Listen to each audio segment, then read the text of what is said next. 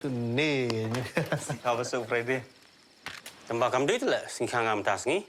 Kublai yepi manga Melvin Mukim naka film Haling Kabneng na komen ban pentip shepi ba nginwan rab yang sashi sien ka film ha ususo tham auditorium na doga kapra tarik adu laipuai tarik ubnai jamang ki por kilong khanar baje mensngi san baje janmiet bat hanyo baje demiet turmen manya kendu biang yepi sashi sien ki khubor kapatisi TV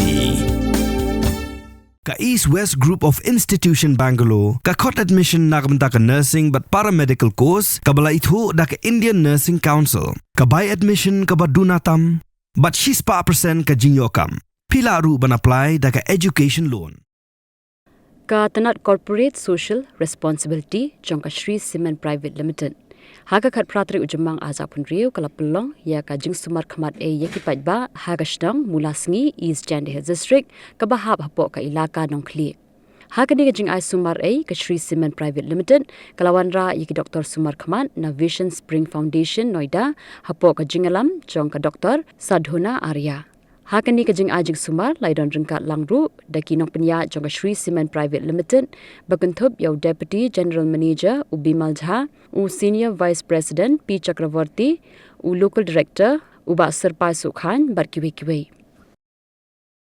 My name is Sarta. I came from the Vision Spring Foundation, Noida, and with my team, we are conducting eye screening camp.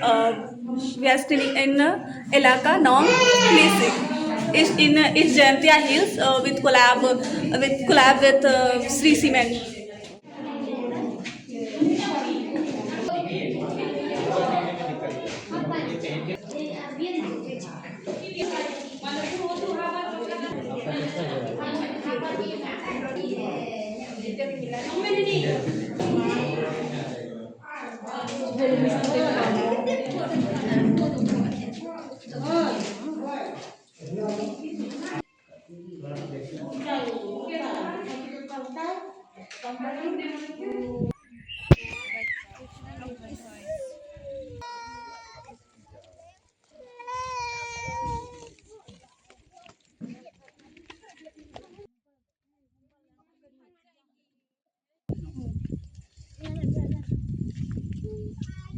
Yes. Look.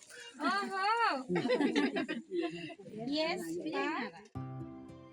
Mornings are always busy. Everything feels fast. I hear mom shouting and I'm trying not to be late. Outside, Shnong is already awake. Cars move slowly, horns are loud. It feels like everyone is in a hurry. Then the STEMS bus comes in, bright and yellow, always on time. The caretaker waves and I feel okay. Inside, we laugh and sing. We share snacks.